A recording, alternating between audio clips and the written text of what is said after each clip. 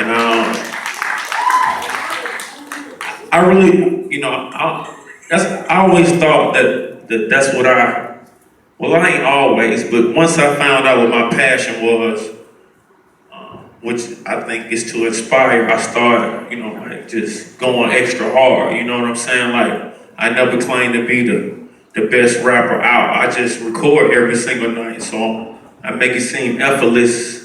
I make this seem effortless. I make the interview process seem effortless. I make, radio drops. I make, I practice on everything. It's like an athlete or basketball player who needs to work on his left hand or work on his free throws. I'm constantly trying to get better every single day of my life. In every category of my life, I try to be a better person. Father, friend, provider, and I pray a lot. That's kind of like my thing. I pray a lot. I believe in something I can't see. I believe in, like they call that faith. I just believe in something I've never seen before. I'm just riding with it. That's me. I don't have to be you. That's just how I move. You know what I'm saying? I've been in a lot of, and I hope it's grown people in here, I've been in a lot of fucked up situations. And I'm gonna talk to you like that today.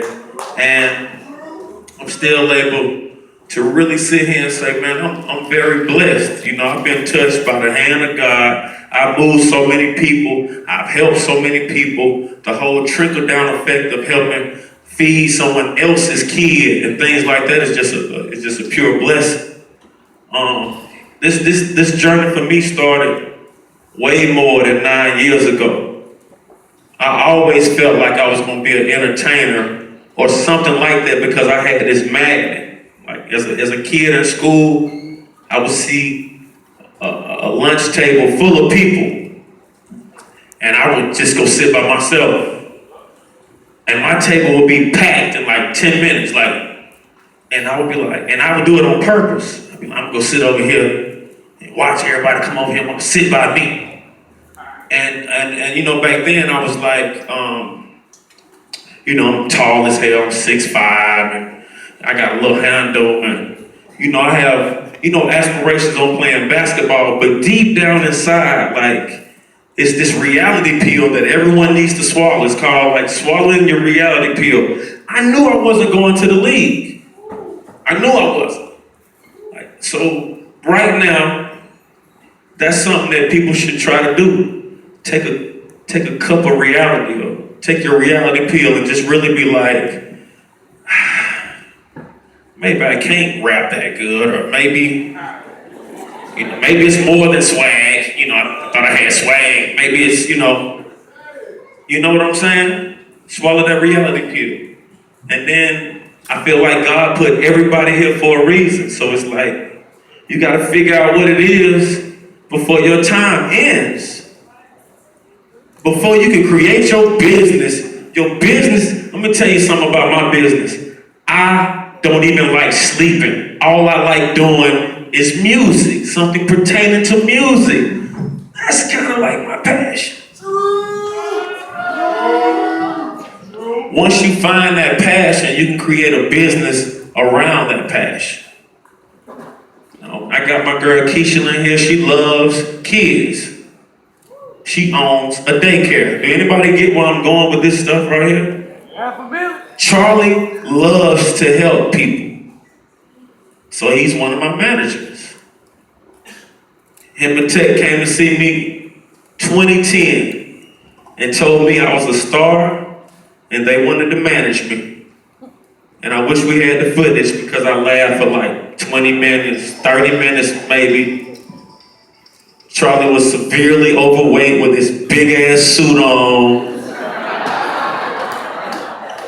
And then Ted was like, boy, I'm telling you, you're a star. I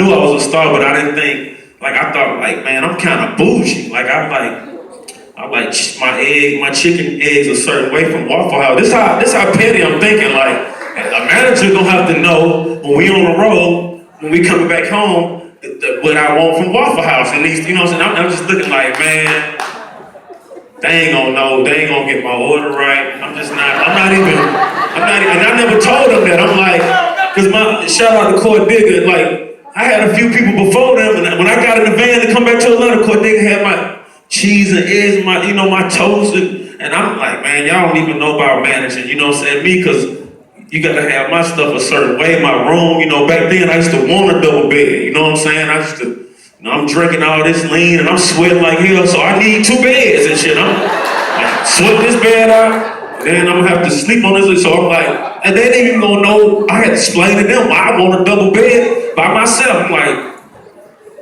they're not gonna understand. So I'm working on this at this time, so I'm like trying to like really like cater my life after like, or my recording experiences after like, Tupac, and not like Tupac, like what he stood for, but like his work ethic, like how he died. He had so much music come out, you know what I'm saying? So I'm like naming all of my mixtapes, Me Against the World, just Trapper Valley, just, biting, re-rocking it, you know what I'm saying?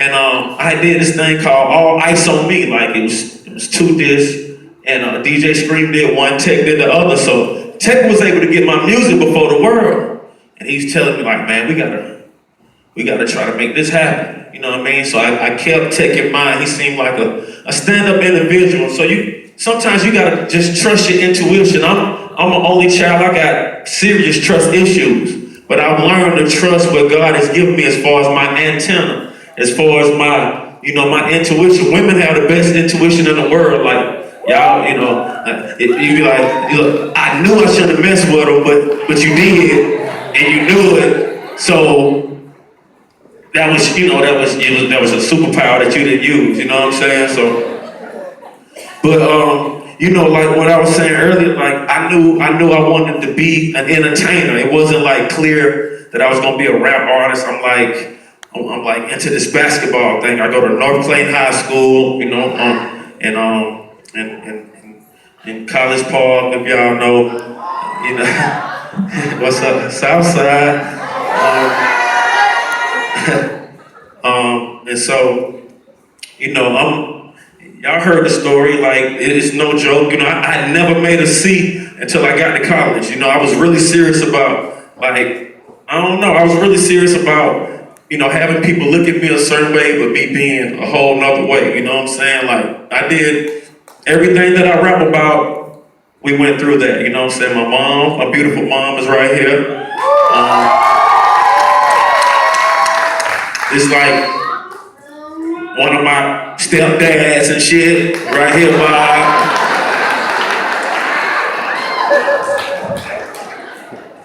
And if y'all ever heard of the Red Dogs, our house got busted by the Red Dogs when I was like in the 7th grade.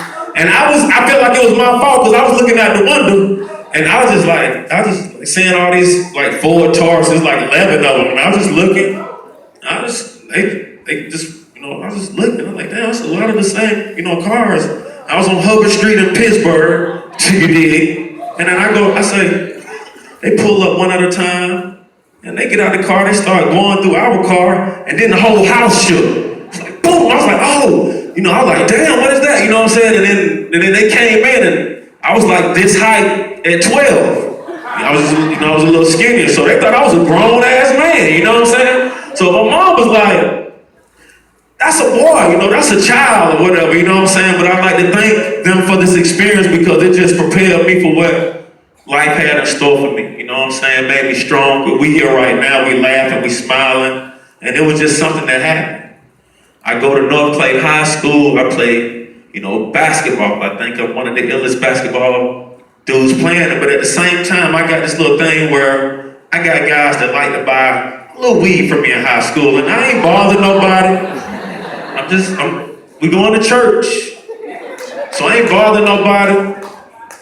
And so my mom, my mom say, Ty, she like, Ty, you gonna take all that stuff to school?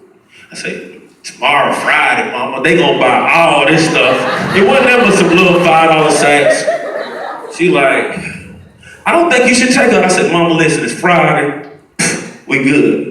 Now see, North Clayton was the first place that they put cameras in the school because there was a lot of stuff going on. So I remember I had my little red polo jacket, and I'm going to school and I'm doing my thing. And around third or fourth period, they telling me, somebody's at the door in my classroom want me to come out the door, but I can't see who it is.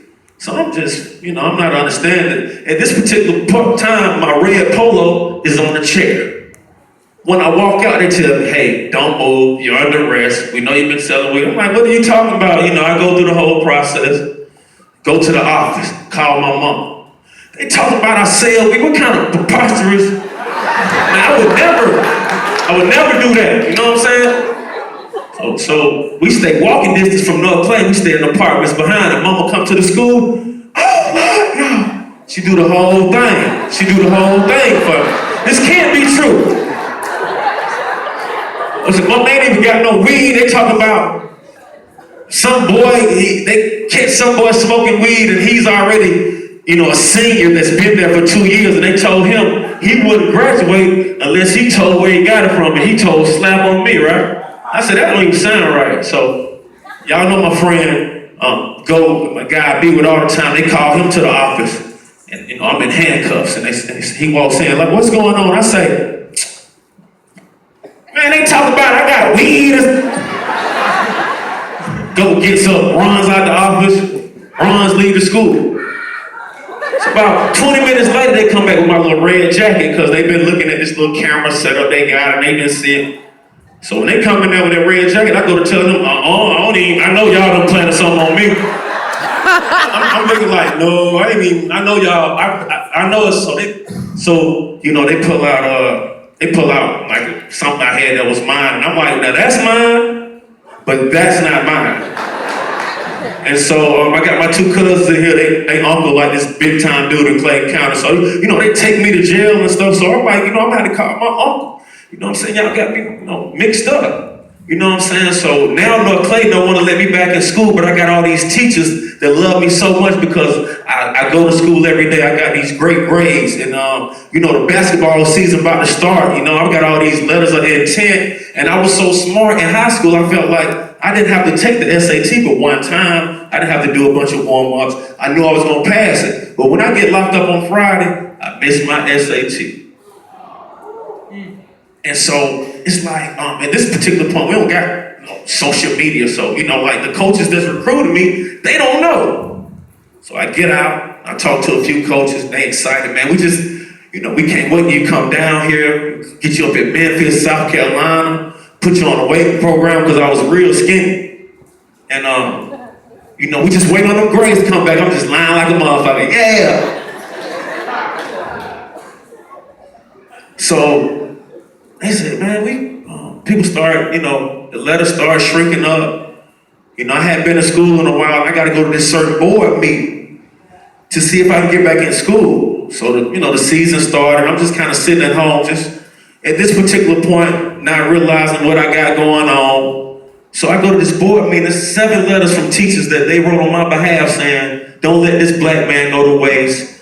He had to do this on the behalf of his family or whatever. They just wrote what they had to write for me to get in. And they considered let me back in North Clay under a real strong stipulation of me. I couldn't be late, miss a day, blah, blah, blah. So that's what I did.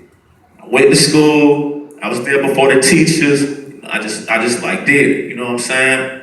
I went through my school year and a black school called me, Alabama State. They say, hey, we heard everybody gave up on you. We got a full ride scholarship for you. We got a couple people up here from Atlanta. We think you'll like it. Would you like to come? I said, hell yeah. Hell yeah. And so I'm like, cool. I got my friends down there. I'm about to go to, they telling me I'm about to start. You know what I'm saying? I get to Alabama State. As soon as I get there, that coaching staff that recruited me, they got fired. So then some other coach come in who don't even like me. He got his own player. So now I'm really like, my dreams really like deflated because now I can see the tension between this cat and me. I ain't fucking with him, fuck with me. So, and I'm too cool to sit the bench. I ain't with none of this. This is not gonna last long. So I do something to get myself in trouble. I go to Tuskegee for 1 year, and that's when I meet my granddaddy's sister, who I didn't know was his sister. Crazy ass story. So I'm trying to do this computer thing as my major, and I just have psychology as an elective. So when I go in here and this lady asks me, what my name is, I tell her my name is Tahid Ellis. And she says, I know your daddy. I said, you don't know my daddy. I know my daddy, but I don't even know my daddy. She said, nah, boy, you know your dad. You look just like your mama, though. And she said, my name else, but I'm married, whatever. Your granddaddy, whatever. She was like, rest in peace. She was like an 80-year-old, AKA. She was super beautiful. And I decided to change my major. I'm rocking with you. I stayed there with her before I went back to Alabama State to finish, right? So now I don't want to do basketball no more. I just need to finish. I'm almost done. I've never, failed a class. I just need to go on and finish so I can get back home. I finished school, and I'm really pursuing this rap thing. I'm like, people telling me I can do it. I'm always freestyling in the trap or freestyling in the car wash. They're like, man, you need to come to the studio. You might need to really start rapping. I'm like, I might try, but back then, people who rap, they kind of looked like they had headbands, like all on their wrist headband, like, where they clothes, like, and do ciphers and stuff, and I just never wanted to, get in the cipher. I just was like, maybe I'm not a rapper, I don't want to get in the cipher, you know what I'm saying? So I record some material, like my second song I ever recorded, Ludacris reached out. His name was Chris Love. And he was working on the radio. He reached out through Faith. He was like, man, he liked that song. He actually wanted to use one of my lines as a hook. And I was like, damn, that's dope. You know what I'm saying? I met him. He had signed to Def Jam.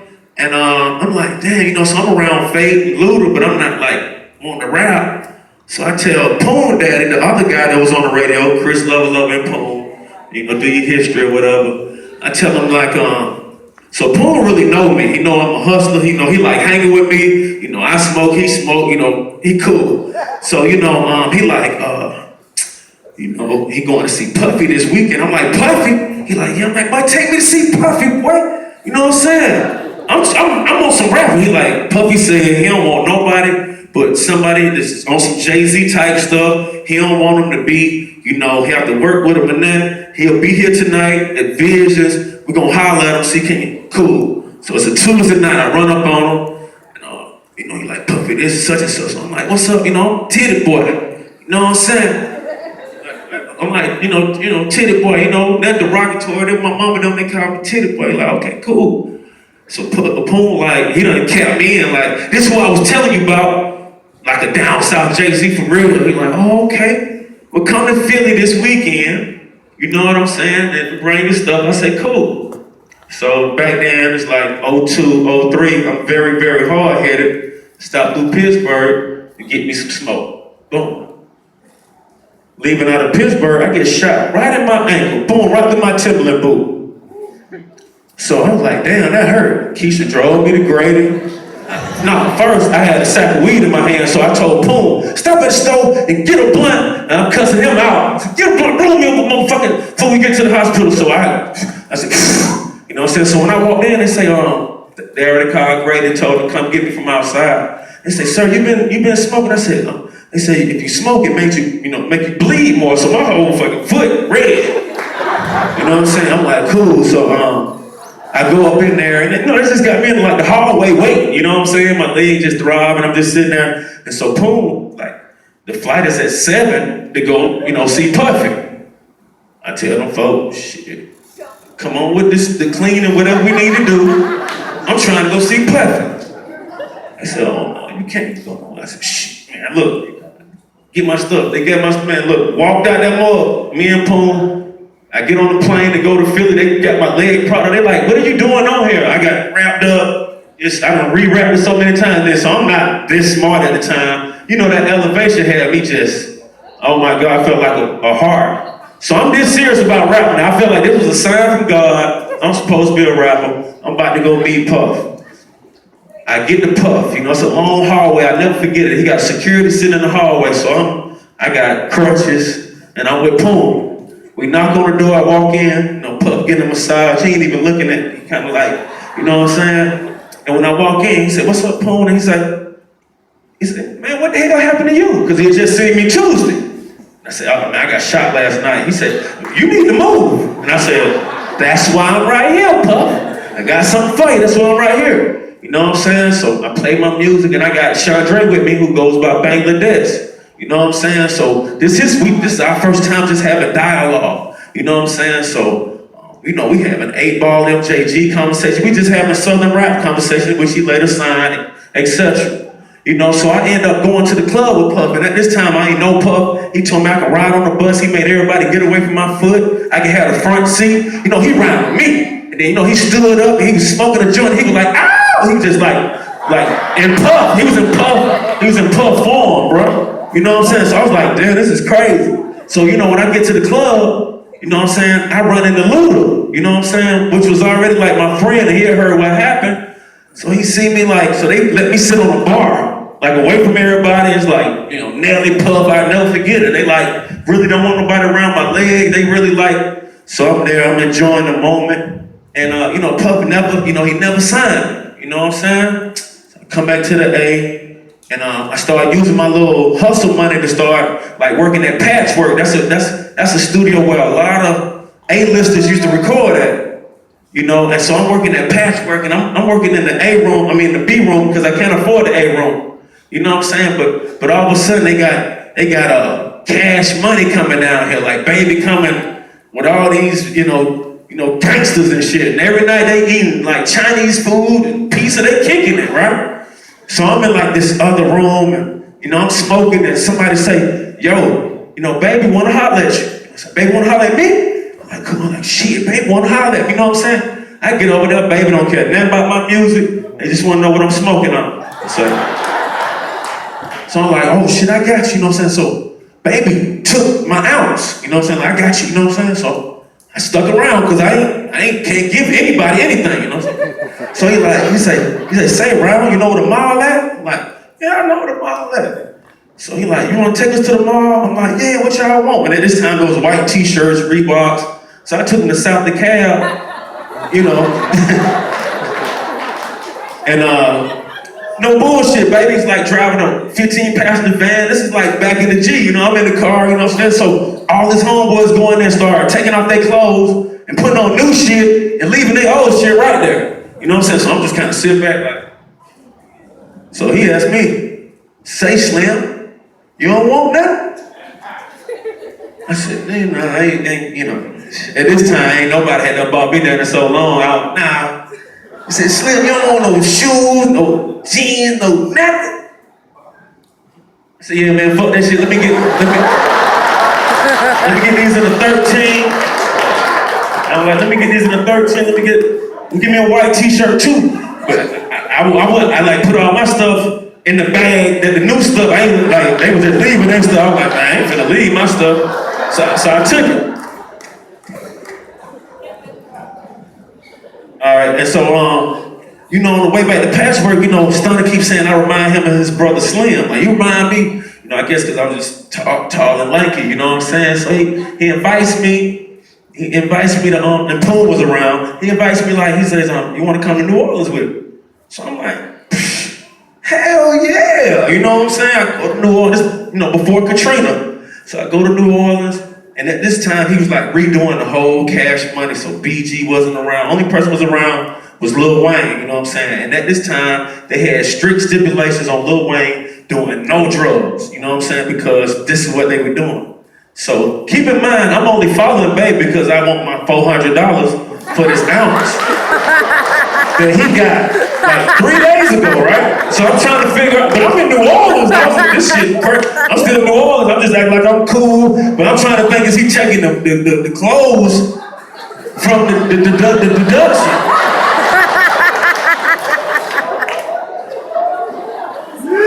You know what I'm saying? So we get down there. So they had the Cadillac EXT, and he was just starting to paint all his cars red. I'll never forget it. And he was like, so they had this big mansion that they just left the door open to anybody could, it's 10, 20 rooms, anybody can stay in it. But then he had a mansion down the street, and Wayne had another mansion, and everybody had their own mansion, and it was the Cash Money mansion. He told me, you can just stay here, do what you want to do, play the game, whatever. So I'm kind of camping out, chilling, and so, Lil Wayne comes, you know what I'm saying? Little cool guy, and I'm just leaving out the pool, smoking, because at this particular time, Baby didn't do that. And so Wayne said, what you got going on? I tell him I got that strong. He told me, bro. We go out to the pool, we do what we do. We come back in and say, Wayne, boy, what the hell? He just walk out. You know what I'm saying? They say, y'all better not be, man, we ain't doing nothing, you know what I'm saying? And then me and him just developed a relationship from that day on, a real relationship. He went, rapped about me, put me in a song. We just started talking. When he came to Atlanta, we just started creating dialogue outside of, Baby and all those guys. I come to Atlanta, you know what I'm saying? I continue doing my rap thing. Ludacris ends up signing me, And so at this particular point, I'm with somebody that's really successful. I want to be successful, not really working how I want to work, but I still got this influence on people that I had when I was in high school and stuff. I would go places and they'd be like, yo, what up? What up to, like all the rappers used to want to say what's up to, And so I'm building relationships. I'm starting to go to like Birmingham and little bitty cities and just get on stage and just do whatever I had to do, you know what I'm saying? So they having this producer event in, Birmingham, Anniston. I'm not even sure where I was at, but I had a van. So I drove down there, me and my guys. So I remember being in the bathroom and I heard this producer, I heard this guy playing beats. And I was like, his name is M16, but back then I'm like, man, God, this. I was like, damn, that'd be hard as hell. So I came to him, like, man, I'm trying to work with you, you know what I'm saying? And you know how you got people that got like them praying grandmamas that you just pray for somebody, you just kind of want to hang around them because you will be straight. And like, I felt like M16 had one of them, because he was going through a lot, but he was still like persevering. So I'm like, man, I'm fucking with you. So I had described this beat, you know what I'm saying? I'm like, I want this beat, and I want it to be like the, hey, oh, like what Jay-Z did with that little song, but then I want to have like some Pimp C. I'm just throwing all this, organs. And so he give me this beat, this Duffel Bag Boy beat, right? And so at this particular point, the studio that we own now, which is called Street Executives, used to be owned by Grand Hustle. It was T.I.'s studio, okay? Wayne was in the same booth that I was rapping in last night, back then. And I said, damn, you know what I'm gonna do? I was trying to be smart, I knew Wayne was into he was a blood, and I was into dress, and so they had just brought these red Gucci's. Yes, I've been rocking Gucci's and shit a long time. So I bought him some red Gucci's. And I said, well, wait yet, I got something for you, you know what I'm saying? And I went, yeah. So I go see me up at T.I./Street Executive Studio. I give him the red shoes, which were Gucci. Well, I didn't even come in. He said, go get them. I guess he wanted me to show him in front of, little Pee Wee and everybody. So I show him, and I give him this beat. At the same time, I give him the shoes. And when you get a chance, I need you to do something to this beat for me. A week and a half go by. I talked to Wayne. He lives in Miami now because Katrina has blown Louisiana out the way. He like, come visit me in Miami. I'm about to come holler at him in Miami. When we get down there, we go straight to the Bay Harbor Mall or whatever it's called. When we go down there, we go to shop. We buy Pradas and stuff like this at this time. And he asked me out the blue. He said, what do you think about the song I did for you? And I said, you do know something for me? And he says, I emailed it to you. I said, what email? He says, Tez, what's the email? What's the email? And I said, well, brother, that's not my email. He said, oh man, let's just go to the studio now. I said, let's go to the studio now. When I get there, it's just me, him, and his manager, Tez. He plays the hooks to Duffel Bag Boys. Just the hooks. Boom, boom, boom, boom. And then when it went off, he said, and that's gold right there, right? And I said, excuse my tone, like a little bitch, I said, you did that for me, bro? I said, bro, you just did that for me. He said, because this is like 07, he went he was going crazy, 07, 08. So that's gold right there. So I said, damn. So I said, I don't have a studio, and so I go in another room because I'm in this group called Player Circle with Dollar Boy. So I go into another room, Dollar. Boy, that boy Wayne whining and shit on the boy. I got some shit. We like, what you mean? I'm like, ain't no auto-tune, none of that. I'm like, bro, you know how the New Orleans niggas be doing? They be, you know what I'm saying? How that Juve, how they be doing? He like, I said, bro, I'm flying home tomorrow. I'm gonna bring it to you tomorrow. So I come home at this particular point, all we got is a file. We need a studio to load it up in. Call out the studios, they booked. Next day, call all the studios we booked. I said, man, fuck this. Call Chris. We called Luda. Luda say, he will book, come back tomorrow. We go the next day, you know what I'm saying? We load it up. And when the song came on, me, Luda, and the whole room agreed that this was a smash. At this particular point, I already had like half a verse in my head. I just needed somewhere to rap, you know?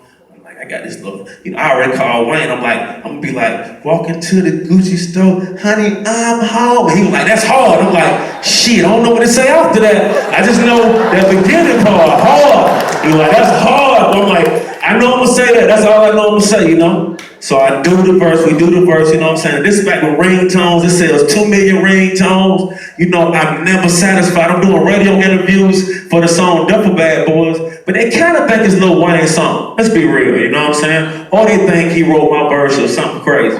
So, you know, it's like I'm doing these interviews, but I'm never getting a big head. I'm so humble at this time that my friends don't even really like me. Like, they're like, you too down. You know what I'm saying? I'm like, you know, I just want to, you know, thank God that we're here. You know, I'm happy that we in Mississippi for this. You know, I'm just doing all my interviews like that because I'm like, this came too fast and easy, and it can go the same way. I remember saying that, right? And I seen people get the big head, and then people don't want to mess with them anymore. So I was just kind of walking that thin line, all right?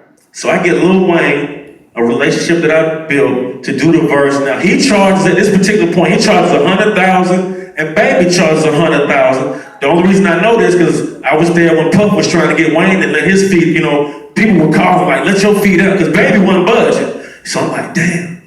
So, you know, Shaka and Jeff them tell me, how you gonna get this song paid for?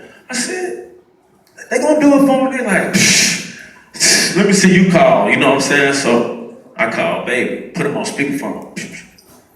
Say, Stunner, what's up, Slim? Oh, man. You know, I don't even got no budget to